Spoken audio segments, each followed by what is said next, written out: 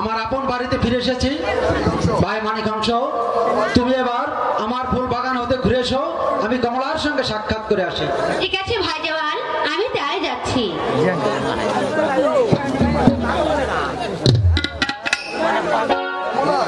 কমলা, কমলা, তাড়াতাড়ি উঠো কমলা। কে? আমি তোমার স্বামী কমলা। দরজা খোলো কমলা, আমি তোমার স্বামী। মুখ সামলে কথা বলো। আমার স্বামী আজ 6 মাস হয়ে গিয়েছে বাণিজ্যে চলে গেছে। আমার স্বামীর কণ্ঠস্বর নকল করে আমার ঘরে প্রবেশ করতে চাও? না কমলা, সত্যি বলছি, আমি তোমার স্বামী। দরজা খোলো কমলা। না, আমি বিশ্বাস করি না। আবার ওই কথা উচ্চারণ করলে আমি তোমাকে হত্যা করব। উহ খোদা, আমি এখন কি করব? আমার দেওয়ালে জিন্দা পীর কালো গাজীকে স্মরণ করব। হে দেওয়ালে জিন্দা পীর কালো গাজী, হে কমলাজি আমার কথা বিশ্বাস করছে না। তুমি আমায় দেখা দাও দেওয়াল কালো গাজী, তুমি আমায় দেখা দাও।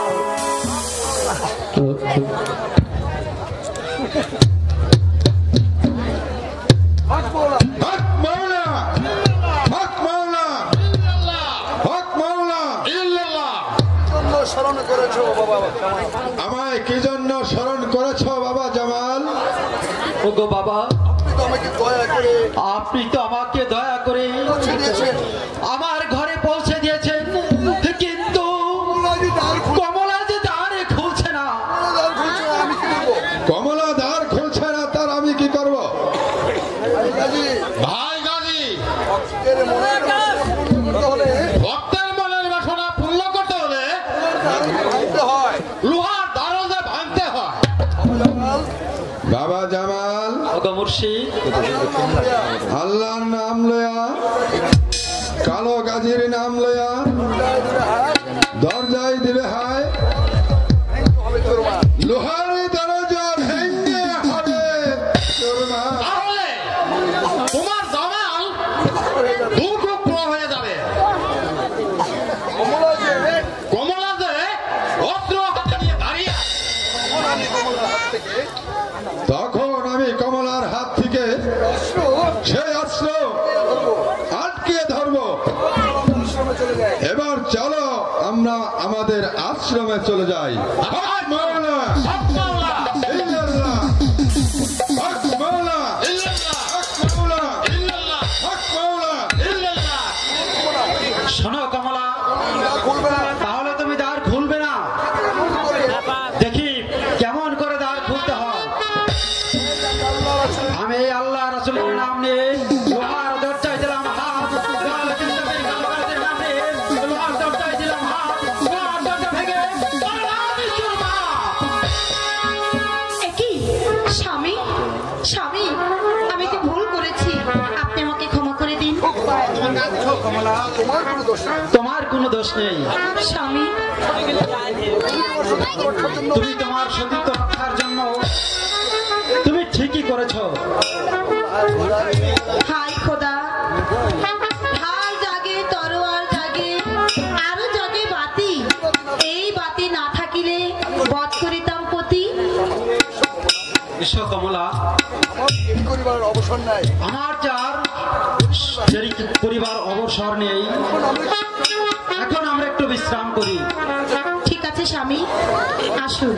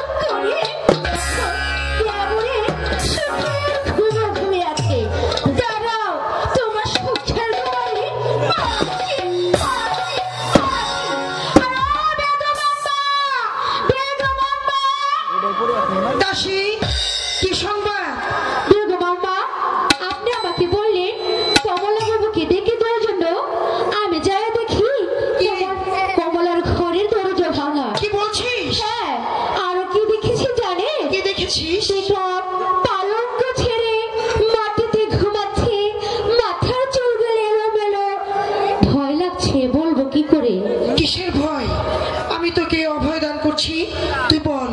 দেখলাম তার গায়ের কাপড় সরানো, না যেন কোন নাগরের সাথে। বেগম আম্মা, যা এখান থেকে বেরিয়ে যা। বেগম আম্মা, আপনি নিজে যদি দেখে আসুন। ঠিক আছে, আমি নিজে গিয়ে দেখবো। দাসীর কত বড় সাহস, বলছে আমার বৌমাকে নিয়ে। না না, আমি নিজের চোখে গিয়ে দেখবো। এ কি, কমলার ঘরের দরজা ভাঙা।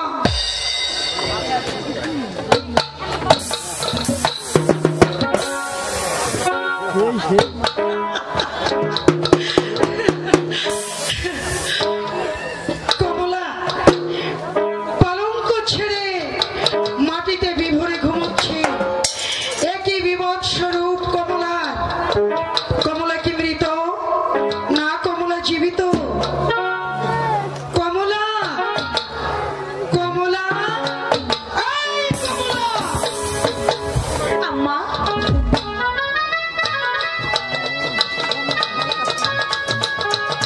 আম্মা, তোর ঘরে কে এসেছিল?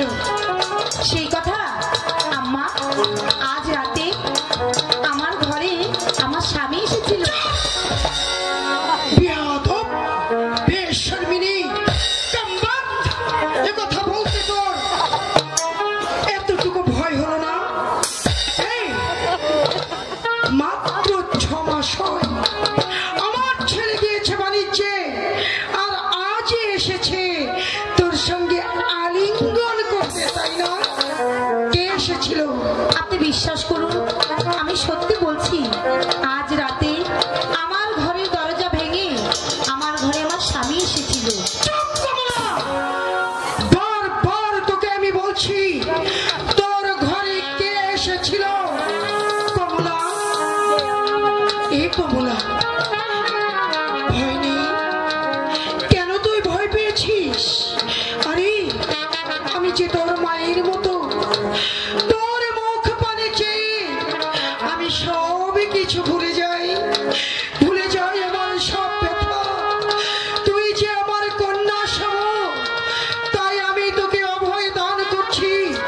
তুই আমার কাছে শুধু একবার বল, তোর ঘরে কে এসেছিল?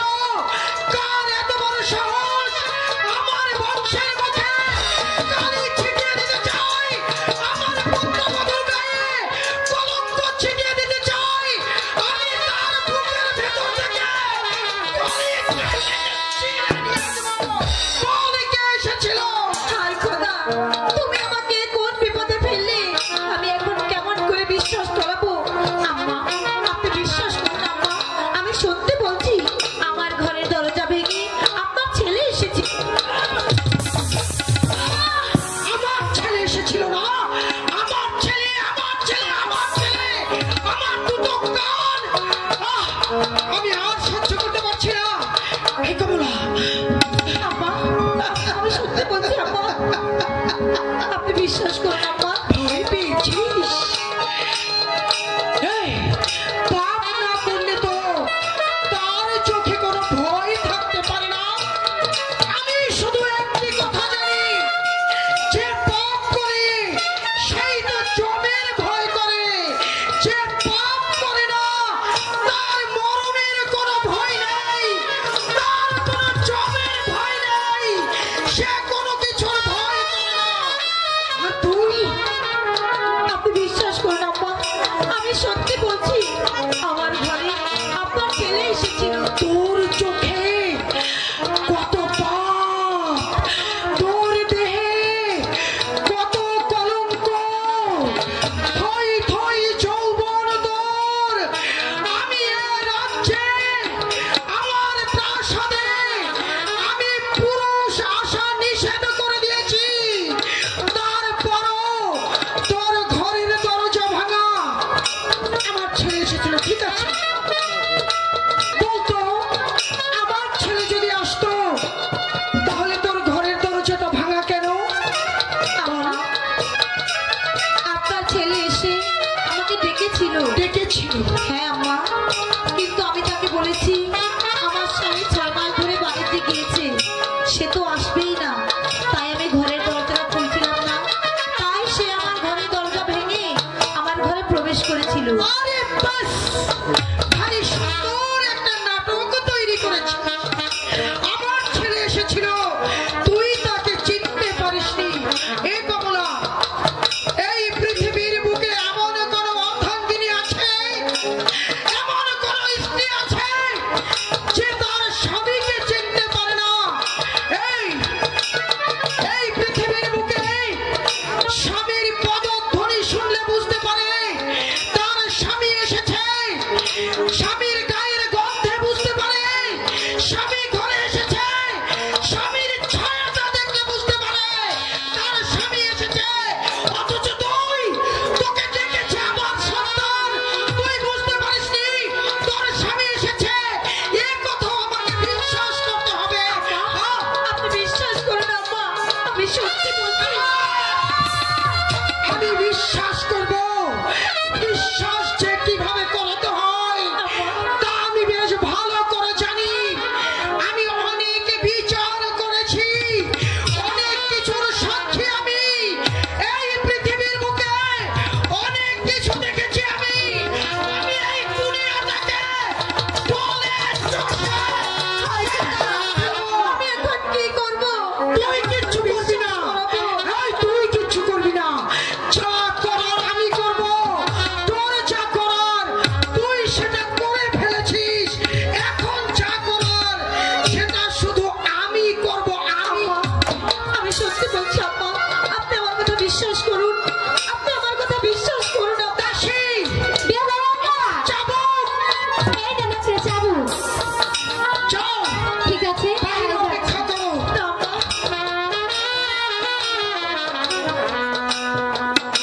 চাবুক, আমার চাবুক রক্ত পিপাসু। আমার চাবুক নারীর গায়ের মাংস চায়। আমার চাবুক তোর চোখের পানি চায়। আমার চাবুক তোর বিচার চায়। আমি তোর বিচার করব।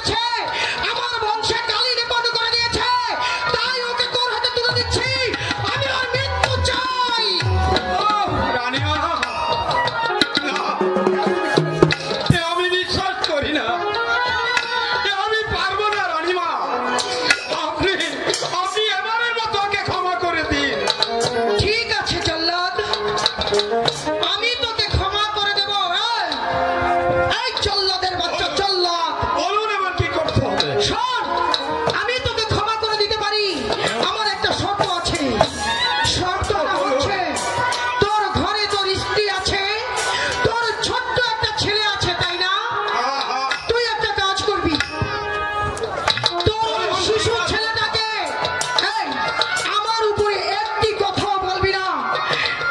আমি যা বলবো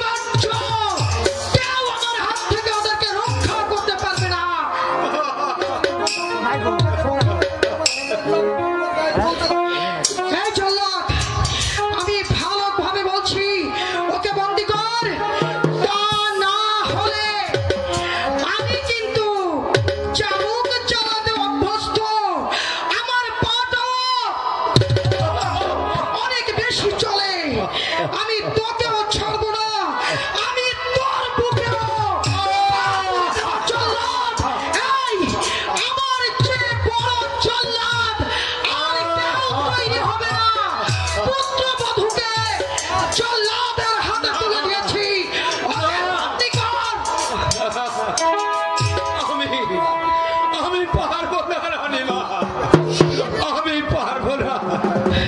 যতক্ষণ তুই কমলাকে বন্দি না করবি ততক্ষণ আমার হাতের চাবুক কমলার উপর চলতেই থাকবে।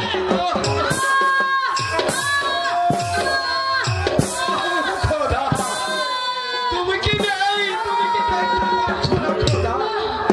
বেরো না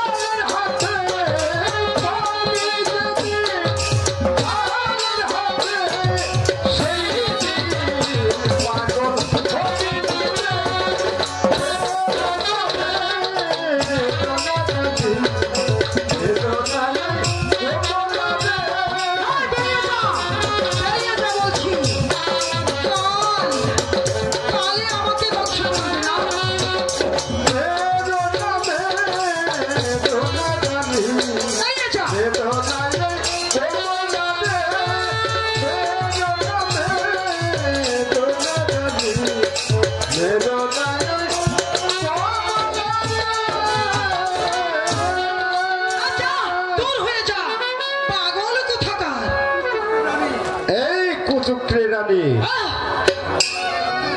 তুই যখন এই কমলার গায়ে আঘাত করেছিস আর আমার গায়ে আঘাত করেছিস, আমি তোরে অভিশাপ ভবিষ্যৎ খুবই খারাপ হবে জানি। আমার ভবিষ্যৎ হ্যাঁ অনেক খারাপ, অনেক খারাপ। কি দিয়ে আর খারাপ হবে? এই পাগলের অভিশাপ কখনোই মিথ্যা হবে না রানী, কখনোই মিথ্যা হবে না। এই পাগল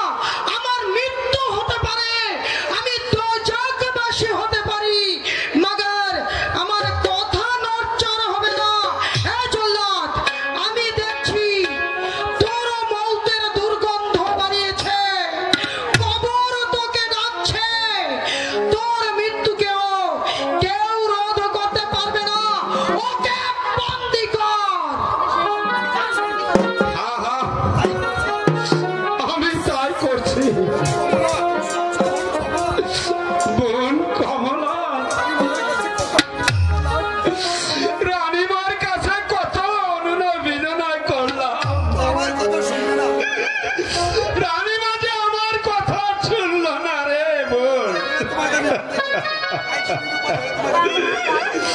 তাই নিরুপায় হয়ে আমি তোমাকে এখন বন্দি। অসহ্য এ নাটক।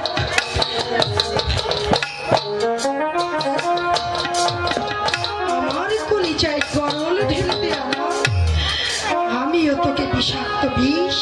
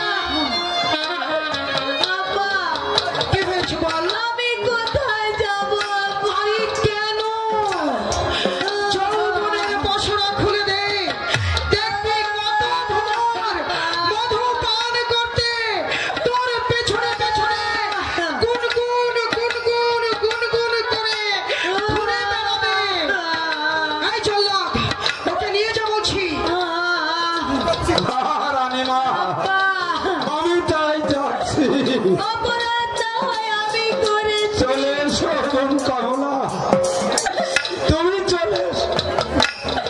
আম্মা, অপরাধ যদি কিছু করে থাকি সেটা আমি করেছি। আম্মা, আমার গর্ভে যে আপনার ছেলের অনুযায়ী সন্তান কিছুতেই হতে পারে না। তুই মা হতে চলেছিস, তুই অন্তঃসত্ত্বা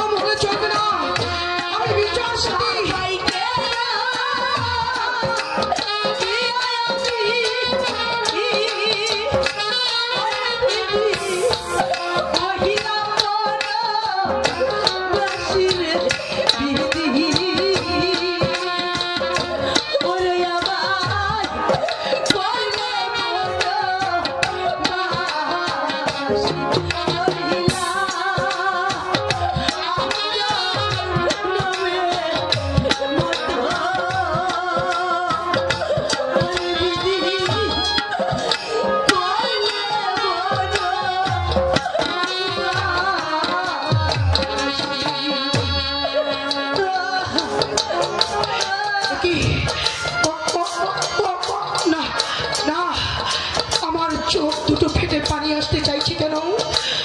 আমার কেন মনে হচ্ছে কমলাকে আমি কোনো অন্যায় করেছি? আমি কি কোনো ভুল করেছি? আমার বুকের ভেতরে এত কষ্ট হচ্ছে কেন? কেন কষ্ট হচ্ছে? চললাম তো বলে গেল আমি পাষাণী, পৃথিবীর সবাই বলতে পারে, কিন্তু আমি নই। না, আমার হাতে শাসনের চাবুক। এই কে আছিস?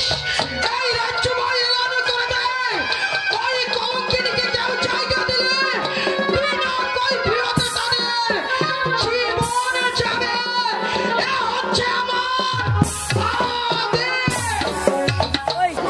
আজকের এই পর্যায়ে যিনি গাজীর ভূমিকা পালন করেছেন তাকে স্টেজে আসার জন্য অনুরোধ করছি, এবং সেই সাথে যিনি আজকের এই কমলার বনবাসের এই বইখানাতে যিনি কমলার অভিনয় করেছেন তাকে আমি স্টেজে আসার জন্য অনুরোধ করছি, এবং সেই সাথে যিনি রানীর ভূমিকা পালন করেছেন তাকেও আমি স্টেজে আসার জন্য অনুরোধ করছি।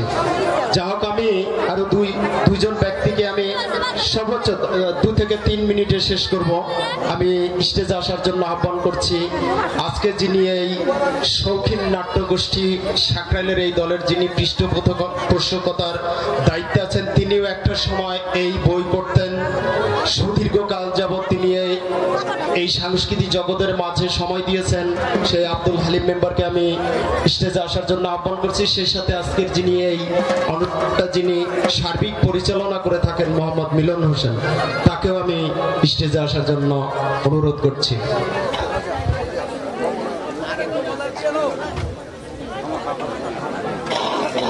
যা হোক, গাজীর ভূমিকায় সন্তুষ্ট হয়ে আজকের মনিরের ওয়াইফ 130 টাকা দিয়ে সম্মানিত করেছেন। আর আমি যিনি আজকে রানীর ভূমিকা পালন করেছে, আমি এক কথায় শেষ করব। আপনারা সকলেই জানেন যে 1917 সালে 57 সালে পলাশীর প্রান্তরে যে নবাব সিরাজউদ্দৌলার সাথে যে যুদ্ধ হয়েছিল, তার কিন্তু মূল তার বিরোধিতায় ছিল তার আপন খালাতো ভাই এবং মীর জাফর আলী খান, ঘোষিটি বেগম। আপনারা সকলেই জানেন সেখানে রবার্ট ক্লাইভ একটা ভাষা একটা ডায়েরিতে লিখে গেছিল, যখন নবাব সিরাজউদ্দৌলাকে ওই ইংরেজি সৈন্যরা তাকে গ্রেপ্তার করে নিয়ে যায়, তখন যে আমাদের এই পূর্ব বাংলার যে বাঙালিরা দাঁড়িয়েছিল, তারা যদি একটি করে ঠেল মারতো তাও কিন্তু ওই নবাবকে নিয়ে যেতে পারতো না। আমাদের দেশ কিন্তু 190 বছর পরাধীন থাকতো না। আজকে তারই সেই ধারাবাহিকতায় কিন্তু আরো 24 বছর পশ্চিম পাকিস্তান কিন্তু আমাদের তৎকালীন পূর্ব পাকিস্তানকেও কিন্তু এরকম শাসন করেছে, অন্যায় অবিচার করেছে। আপনারা সকলেই জানেন যে এই কমলার বনবাস একটা সময় ছিল, যার ভূমিকা পালন করে আজকে দেখিয়ে গেছে রানীর ভূমিকা। এবং কমলা, সেই কমলা কিন্তু নাই, সেই রানী কিন্তু নাই। বর্তমান কিন্তু তার ভূমিকায় যারা আছে এরাও থাকবে না, অদূর ভবিষ্যতে কিন্তু আর একজন আসবে। আমরাও কেউ থাকবো না, আপনারাও থাকবে না, তবে এই স্মৃতি কিন্তু থাকবে। এই ধরনের কর্মকাণ্ড কিন্তু আমাদের সমাজেও ঘটছে অহরহ। আপনাদেরকে বলবো, আপনারা বিবেকের কাছে প্রশ্ন করবেন। এটা আমাদের সাকরাইলের গর্ব, সাকরাইলের ঐতিহ্য। আজকের যে সমস্ত শিল্পীরা এই অনুষ্ঠান আপনাদেরকে উপহার দিচ্ছে, আপনারা সকলেই আমি মনে করি আন্তরিকভাবে তাদেরকে ধন্যবাদ জানাবেন এবং উৎসাহিত দিবেন, অদূর ভবিষ্যতে সহযোগিতা করবেন এদেরকে। যাদের আজকের এই শিল্পীদের পৃষ্ঠপোষকতায় আছেন আব্দুল হালিম মেম্বার, আমি সকলের পক্ষ থেকে তাকে সম্মান জানাই। আপনারাও আশা করি সম্মান জানাবেন। এবং মিলন হোসেন, যিনি এই অনুষ্ঠানের সার্বিক দায়িত্ব পালন করে থাকেন, তাকেও সম্মান জানাই। আমি মনে করি যে আপনাদের সকলেই এই সিনারিটা অত্যন্ত ভালো লেগেছে, কি বলেন? কি ভালো লেগেছে? যাই হোক, আমি ক্ষুদ্র মানুষ হয়ে বা যতটুকু আমি পেরেছি আমার সামর্থ্য অনুযায়ী আপনি যে ভূমিকা পালন করেছেন এটা তো আপনার করতেই হবে ফুটিয়ে তুলবার জন্য। আপনি আজকে সার্থক, আপনি আজকে সার্থক। তবে যা হোক, আজকের কমলার যে ভূমিকা অত্যন্ত চমৎকার, মনোরম, সুন্দর। আশা করি এই সাকরাইলের এই স্টেজ থেকে আপনি আরো ভবিষ্যতে আরো অন্যরকম করবেন বা এরকমই করবেন, এরকম সার্থক সবার পক্ষ থেকে আমি শুভকামনা করি। যা হোক, আজকের যিনি এই অনুষ্ঠানের গোড়াপত্তন ঘটিয়েছে, হয়তো ইনিও থাকবেন একদিন, কিন্তু অনুষ্ঠান থাকবে। ইনি আপনাকে 100টি টাকা দিয়ে সম্মানিত করেছেন এবং সেই সাথে আমাদের পার্শ্ববর্তী 8 নং ওয়ার্ডের যিনি বিপুল ভোটে নির্বাচিত হয়েছেন আরিফ মেম্বার, তার বাবা শাহজাহান 200টি টাকা দিয়ে সম্মানিত করেছেন এবং সেই সাথে ইউসুফ খান, যার নাম আগেও বলেছিলাম, যিনি একজন ব্যবসায়ী, পেঁয়াজের ব্যবসায়ী, 100টি টাকা দিয়ে সম্মানিত করেছেন। সেই সাথে আব্দুর রহিম মামা, তিনিও একজন পেঁয়াজের ব্যবসায়ী, তিনিও 100টি টাকা দিয়ে সম্মানিত করেছেন। সেই সাথে আমাদের ইটালি পাড়ার লুৎফর রহমান, তিনিও আপনাকে 100টি টাকা দিয়ে সম্মানিত করেছেন। সেই সাথে আমাদের পার্শ্ববর্তী 8 নং ওয়ার্ডের যিনি একজন সফল মেম্বার, যিনি সাংস্কৃতিক জগতে সর্বোচ্চ সহযোগিতা করে থাকেন, তিনিও আব্দুল হক খুকি 100টি টাকা দিয়ে সম্মানিত করেছেন। আর আরেকজন ইটালি প্রবাসী, আমাদের এই ইটালি পাড়া কিও কাকার ভাইনা হালিম, তিনিও তার মায়ের কাছে 103 টাকা পাঠিয়ে দিয়েছেন, আপনাকে সেটা সম্মানিত করেছেন। সেই সাথে সারের দোকানদার লিটন, তিনিও 103 টাকা দিয়ে সম্মানিত করেছেন। সেই সাথে দক্ষিণ শাকিল আকিজউদ্দিন 50টি টাকা দিয়ে সম্মানিত করেছেন। সেই সাথে আমাদের পূর্বপাড়ার নায়াব আলী 100টি টাকা দিয়ে সম্মানিত করেছেন।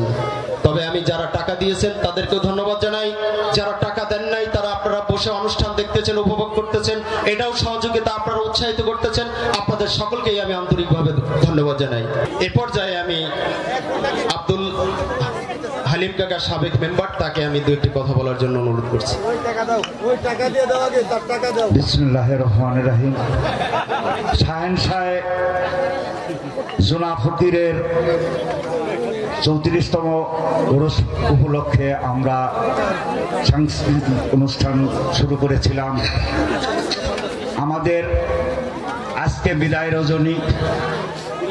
বিগত দিনে এই অনুষ্ঠান শুরু হওয়ার পর থেকেই আমাদের সাকরাইলের কিছু ছেলেপেলেরা শৌখিন নাট্যগোষ্ঠী এখানে প্রতি বছরে একটি করে যাত্রা বই করে থাকে।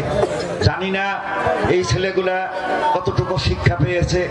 আমি একসময় 1972 সন থেকে গত বছর পর্যন্ত এই যাত্রা জগতের সাথে আমি জড়িত ছিলাম দীর্ঘদিন। আমরা মহামপরা মানিক, আমরা প্রফেশনাল যাত্রা না হইলেও আমরা 4টা মেয়ে বছরাটা মায়না দিয়ে এদেশে গান মানুষকে শোনাইছি, আপনারা সকলেই জানেন। এখন বয়সের তারুণ্যে আমরা বার্ধক্যে পৌঁছে গেছি, বিভিন্ন সমস্যার কারণে এই যাত্রা জগৎ থেকে বিশেষ করে আমরা অবসর নিচ্ছি। তবে আমরা এক সময় হয়তো থাকবো না, কিন্তু আমাদের স্মৃতি যারা এই যাত্রা জগতে বিচরণ করবে, আমাদের যে পরবর্তী প্রজন্ম আমরা রেখে যাচ্ছি, ওদের মধ্যেই একদিন হয়তো আমরা বেঁচে থাকবো। আমাদেরকে না পেলেও ওদের মধ্যে আমাদেরকে খুঁজে পাবেন। আমি আমার এই লাইফে কমপক্ষে 100 ছাত্র আমি তৈরি করছি, কমপক্ষে 100 প্লাবান আমি শিক্ষা দিয়েছি। আজ যারা এই যাত্রা জগতে যারা এখানে অভিনয় করতেছে, এই প্লাবানগুলি একসময় কিছুই জানতো না। আমি এদেরকে মারছি, লাইতেছি, তারপরেও আইনা স্টেজে দাঁড়া করছি। ওরা একসময় বাঁকা হয়ে দাঁড়াইতো, আজকে মেরুদণ্ড সোজা করে দাঁড়াইয়া ওরা আপনাদের সামনে হাজার হাজার মানুষের সামনে ওরা যে দুটি কথা বলতে পারতেছে, আমার গর্বে বুক ভরে ওঠে যখন আমি দেখি সাকরাইলের প্লাবান যাত্রা মঞ্চে দাঁড়াইয়া কথা বলতেছে। আমি যদিও স্টেজে নাই, এই যে একজন নতুন মাস্টার আসছে, উনিও অত্যন্ত দক্ষ একজন মাস্টার আমি দেখছি। যাই হোক, আমরা এতটুকুই আপনাদের কাছে আশা করব, আমাদের আমাদের এই ছেলেপেলেরা প্রতি বছরই আপনাদেরকে একটু আনন্দ দেওয়ার চেষ্টা করবে। আর এই মেলা আগামীকাল আমাদের এখানে একটা পবিত্র ওরস মোবারক, যদি না হইতো আমরা চেষ্টা করতাম আগামীকালও এখানে অনুষ্ঠান ধরে রাখার।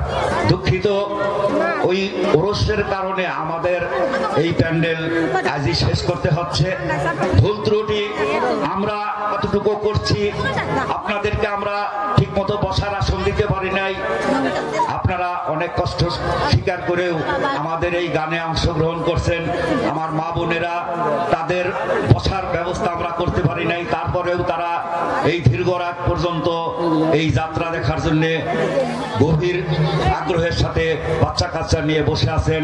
আমি এই মাজার কমিটির পক্ষ থেকে সকলকেই জানাই আন্তরিক মোবারকবাদ। আমাদের ভুল ত্রুটি ক্ষমা করবেন। আমাদের আজই শেষ রজনী। আমরা যদি বেঁচে থাকি আবার আপনাদের সাথে আমরা এই মিলন মেলায় আবার একত্র হব। এই যে বোনেরা আমাদের সাথে যাত্রা করতে এখানে আসছে, ওরা প্রতি বছরই এখানে আসে, সুন্দর অভিনয় করে বিধায় আমরা ওদের শরণাপন্ন হই। আজ এই স্টেজে যে বই আপনাদেরকে উপহার দিচ্ছে, আমার মনে হয় যদি এই গ্রাম অঞ্চল না হইতো, এটা টিকিট সেল গানের মতো অভিনয় সকলেই করেছে। আজকে যারা এই বইতে অংশগ্রহণ করেছে প্রতিটি প্লেয়ারই বিচক্ষণতা নিয়ে এখানে অভিনয় করতেছে। এবং আগামী যে বইটুকু আছে, কুমিল্লা তো কেবল কুমিল্লার কান্দা শুরু হয়েছে, কুমিল্লা কেবল বনবাসে গেল। মা বোনেরা আপনারা ধৈর্য সহকারে শুনবেন, কুমিল্লার শেষ কি হয়, কুমিল্লা এই দুঃখী থাকে না কোনো এক সময় তার কপালে সুখ লেখা পড়ে, এটুকু আপনারা না দেখে অবশ্যই যাবেন না। সকলকে ধন্যবাদ। আসসালামু আলাইকুম। আমার জানি মনটা কেমন কেমন করছে। কতদিন হলো এই কমলাকে দেখছি না। আজ আমি রাতে একটি স্বপ্ন দেখলাম। আমার মনে হয় মা কমলার কোনো অমঙ্গল হয়েছে। বেগম, এসব যে তোমার মনের কল্পনা বেগম। ওই আল্লাহ তাআলার রহমতে মা কমলা ভালোই আছে। আজ আমি মনস্থির করেছি ওই আগামীকাল মা কমলাকে দেখার জন্য রওনা হয়ে যাব। ঠিক আছে স্বামী, আমি তাই বলছি, আপনি তাই যাবেন। ঠিক আছে বেগম, তাহলে এবার চল গন্তব্যে গমন করি। ঠিক আছে স্বামী, তাই চলো।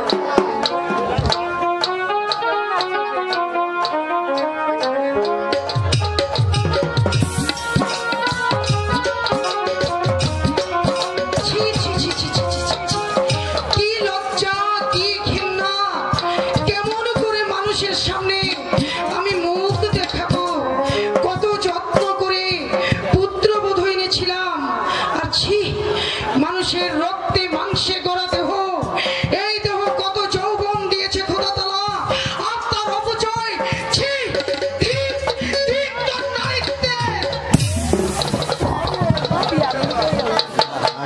আসসালামু আলাইকুম বিয়ান সাহেবা। ওয়ালাইকুম আসসালাম বেআই সাহেব। কি বিয়ান সাহেব, আমি যে আপনাকে দেখতে পারছি, কিন্তু আমার একমাত্র মেয়ে মা কমলাকে তো দেখতে পাচ্ছি না।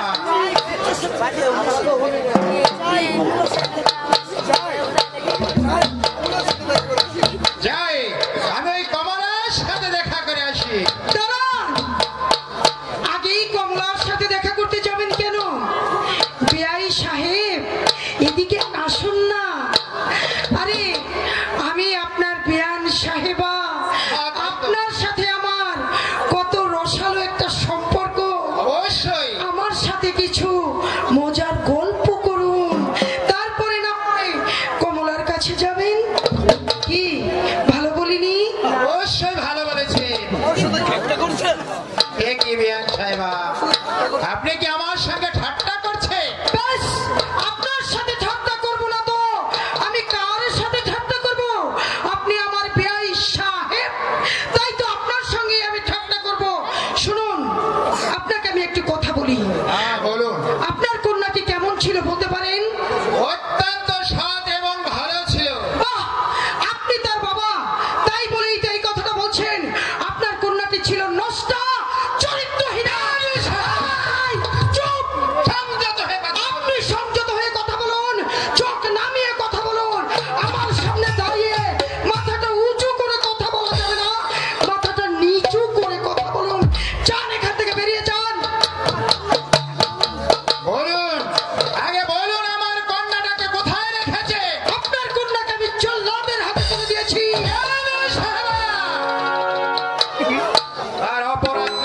আমি কি জানতে পারি? হ্যাঁ জানতে পারেন।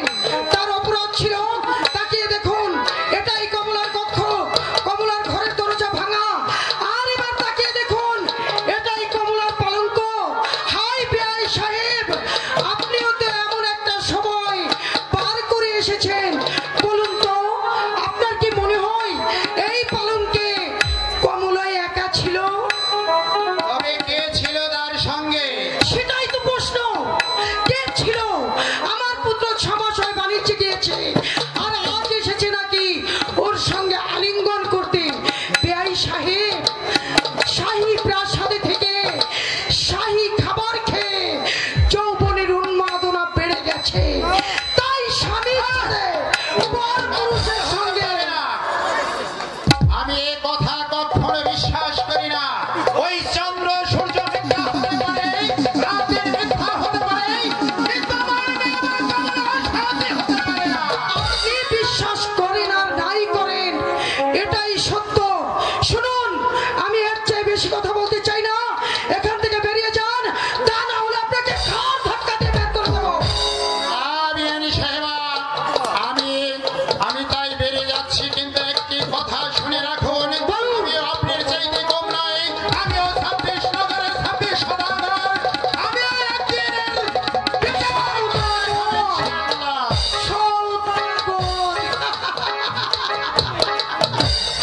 আরে সওদাগর, আপনাকেই তো আমি একটা পরগনা দিয়েছি, সেখানে বাস করে আমার উপর চোখ রাঙিয়ে গেল। আমি যদি ইচ্ছে করতাম, আমার একটি আঙুলের ইশারায় কমলার বাবার ঘাট থেকে মাথাটা একদম নেমে যেত, কিন্তু আমি সেটা করলাম না। কেন করলাম না? কমলার পিতার বুকের ভেতরটা ক্ষত বিক্ষত হয়ে গেছে, রক্তাক্ত হয়ে গেছে। আমি কোনো আহত মানুষকে আঘাত করি না।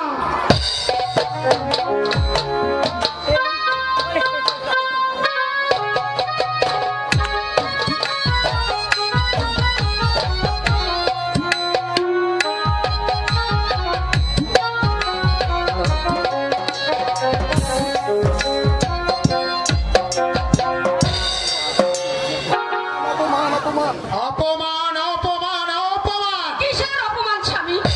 মা কমলা কোথায়? আমার ঘরে এমন মেয়ে জন্ম দিয়েছি, তার জন্য যে আমাকে একজন মহিলার কাছে অপমান হতে হলো। স্বামী, আমার মা কমলার কি হয়েছে স্বামী? মা কমলা কোথায়?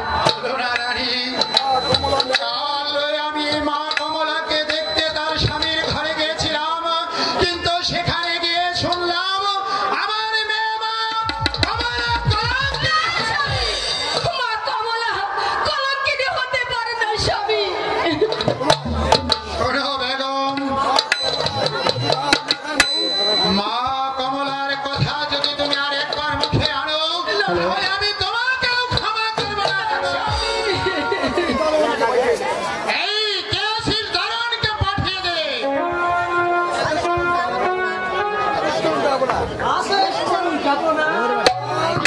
শোনো দারোয়ান, এই রাজ্যময় ঘোষণা করে দাও, আজ হতে এই রাজ্যে কোনো দুঃখী কাঙ্গালি প্রবেশ করতে পারবে না। তাই করছি মহারাজ। নগরবাসীগণ, কমলাকে করবে অন্নদান, বিনা বিচারে রানী তার কাটবে তার গর্দান।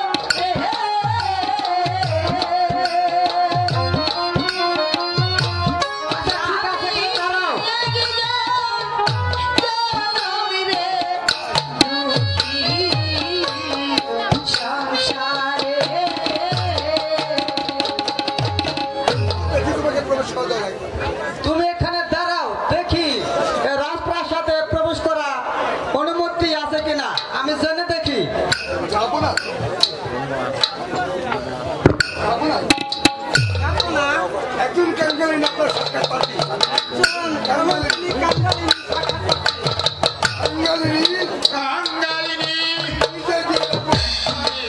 আমি নিজে গিয়ে দেখবো সে কাঙ্গালিনী না কোনো দুষ্কৃতী আক্রমণ করতে চায়।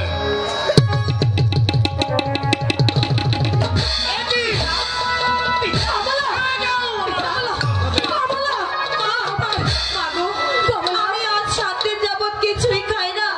আমাকে কিছু খেতে দাও। পিতা, আমাকে কিছু খেতে দিন পিতা। আমি সব খুলে বলবো। চলেও যাবো না আপনার পায়ে ধরে বলছি পিতা, আমি তোমাকেও ক্ষমা করে বেড়াবে পিতা, আগে আমাকে কিছু খেতে দিন। আমি সব পরে খুলে বলবো। মা কমলা 7 দিন ধরে কিছুই খাইনি স্বামী। তোকে বড় আদর করে একবার তুমি আমাকে কিছু খেতে দাও। কিছু খেতে দাও। বল কে পিতা,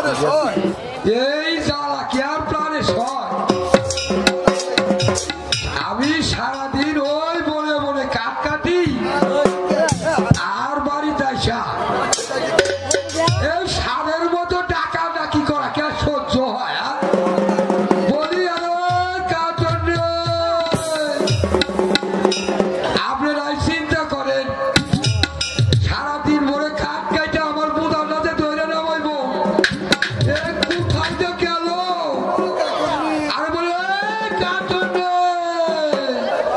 বলি এত চেঁচাচ্ছ কেন? শুনছে আর কি হয়েছে? ওই বেড়ার বাকি আছে কি? আমি সারাদিন বলে বলে কাজ কাজ আমি সারাদিন বলে বলে কাট কাট আর সন্ধ্যায় আসে যদি তোকে বাড়ি না পাই তাহলে তুই বুঝতেই পারোস আমার পরানের মধ্যে কেমন লাগে। আহা! আমার কামাই সুদ্রে তুই ভাববে নিবরে ওই হারা দিন পর হন্দায় আইসে এক শেরসাই ও এক পাটাই এই খাইতে আমার কি পেট ধরে?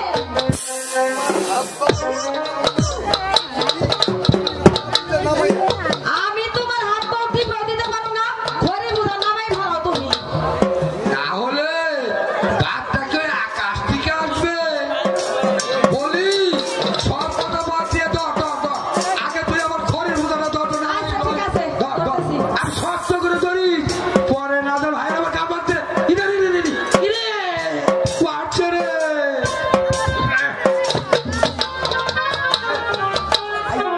যাক বুড়া তো নামালি ভালো করে হ্যাঁ, পাক শাক করা আছে না কয় কি কাটুই রে? পাঁচশা করাছে না, তুই তো ঘরেই বেশ যাস না তুমি। কোন থেকে দিকে চাচা? ওই কাইলের কিছু নাই কিচ্ছু নাই। আর কিছু নাই না, ও তোর পাড়ার নাতি পুতি নিয়ে সব খায় হয়েছে সব খেয়ে ফেলে। আর আমার কাকুর দিনে আমি তখন বুই না কা পাড়ার সব নাতি পুতি কাটুই রে, গুড় গুড় করে গল্প করছাস আর খাইছা কাটুই রে। এখন কি একজন পোলা মানো দিয়ে মারলি নে, হাত পা খালি চাবাইতেছে, একটু টিপে দেস না। আমি দিব না তুই দিবি তোর তো হারা জীবন ভরে দিয়ে এলাম, ভাই একটু দাদা, আমার দে। এই যে দেখেন উল্টা তবিছে হ্যাঁ কোন চাষির আপনি কোথায় না করবে কার দেয় না কোন চাষি? জুয়ার নাতিরা নাতি কাতে গল্প করে তোর মুখ পিট হয়েছে না পিট হয়েছে ওই কাটুই রে, আমার নে হ্যাঁ ই আইছে, ওই কি আইছে ই আইছে, কি আইছে আরে ই আইছে। ওই যে সব বুদ্ধের মধ্যে বলে কোয়ানে বহু মই কাটুই রে, আমি বহু কোয়ানে রে, ওই আপনার ওই মই কাটুই রে। আরে পুকুরা পুকুরা কলার তো সব হয়ে ওই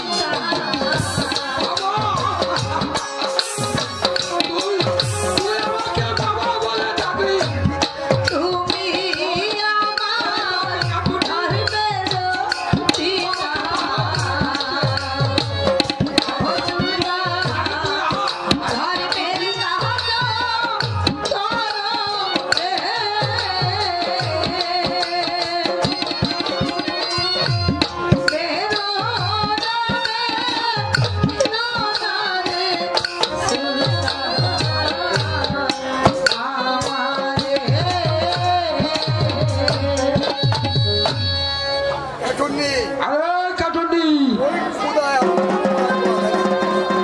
ওই খোদা ওই খোদা তালা আমাদের কোনো মায়া সন্তান দেয়নি। এই মায়াকে যখন বিপদে পড়ে আইছে এই এই মায়াটা যখন বিপদে পড়ে আমাদের কাছে আইছে ওই আমাকে মায়া ওই ওই তো আমাদের মায়া। আমাকে বাবা বলে ডেকেছে, ওকে মা বলবে এ তোকে যে মা বলবে। ও আমার মা কইছে, তোর মা কইছে, তোর পরাণ জুড়াইছে, আমার তো পরাণ জুড়াই নাই। আমাকে যখন বাবা বলে ডেকেছে তুমি মা কইছাও? এ তোকে মা আমি যে বড়ই দুঃখিনী, তুমি আমাকে একটু জায়গা দাও মা। বাবা জায়গা তো দিমু জায়গা তো দিমু, সারাদিন কাইটা ওই হারা দিন কাটতে সে চাই নিয়ে আসে, কিন্তু খাই আমরা দুইজন। ও মা, তোমারে খাইবে তুমি কোনতে? মা, মা গো, এই অসময়ে তুমি আমাকে একটু স্থান দাও। যদি কোনোদিন ওই খোদা তালা আমার সুদিন দেয়, তবে আমি প্রতিজ্ঞা করছি আমার রাজত্ব অর্ধেক আমি তোমাদেরকে দান করব। আমি যে বড়ই ক্ষুধার্ত, আমাকে কিছু খেতে দাও না মা। আহারে, তোমার কথা হই না, আমার পরানটা জোড়াই গেছে মা। ওই বাচ্চা এই বুঝি পাওয়া যায় না? চুপ করে এখানে বইয়ে থাকো।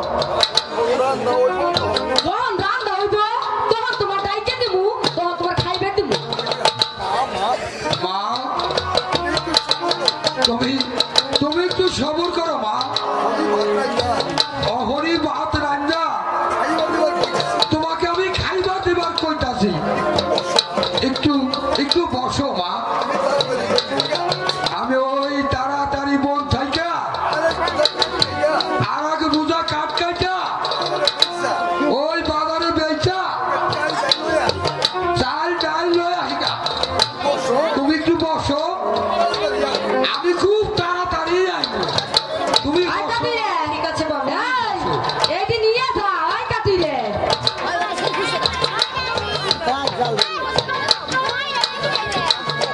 ও মা, তুমি এনে বহো, আমি তোমার জন্য খাও নেই। বহো। ঠিক আছে মা।